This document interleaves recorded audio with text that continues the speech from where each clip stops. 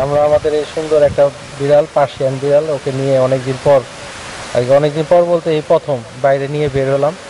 আমাদের এটা নতুন একটা ফ্যামিলি মেম্বার, সদস্য। সে অনেক ঘরের ভিতরে যখন খেলাধুলা করে অনেক ভালো লাগে, মনে যখন আনন্দ থাকে তো অনেক দৌড়াদৌড়ি ছোটাছুটি করে।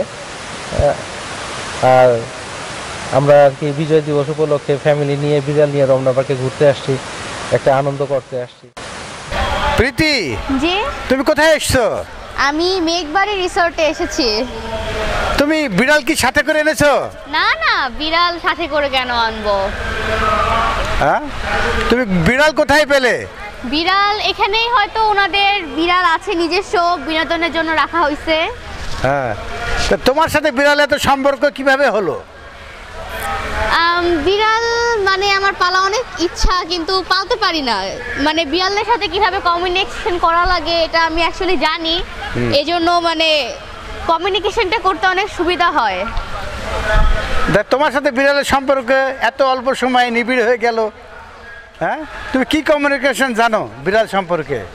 মানে বিড়ালদের যেই মাথাতে ধরেন যদি আপনি পেট করেন বা আদর করে দেন তাহলে এটা ওদের অনেক ভালো লাগে, এবং এই জন্য ওরা অনেক খুশি হয় এবং আপনার সাথে তারা থাকতে চায়।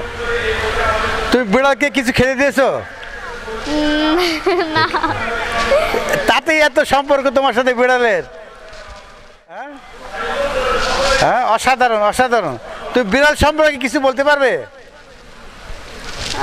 বিড়াল সম্পর্কে কি বলা যায়, এটি হচ্ছে একটি পরিবেশ বান্ধব প্রাণী এবং এটিকে অনেক সবাই পালতে পছন্দ করে, এবং এদের যেই কৌশলটা বা এদের যে কি বলা হয়, এদেরকে অনেক সুইট একটা অ্যানিমেল যাদেরকে সবাই পছন্দ করে এবং আদর করতে ভালোবাসে।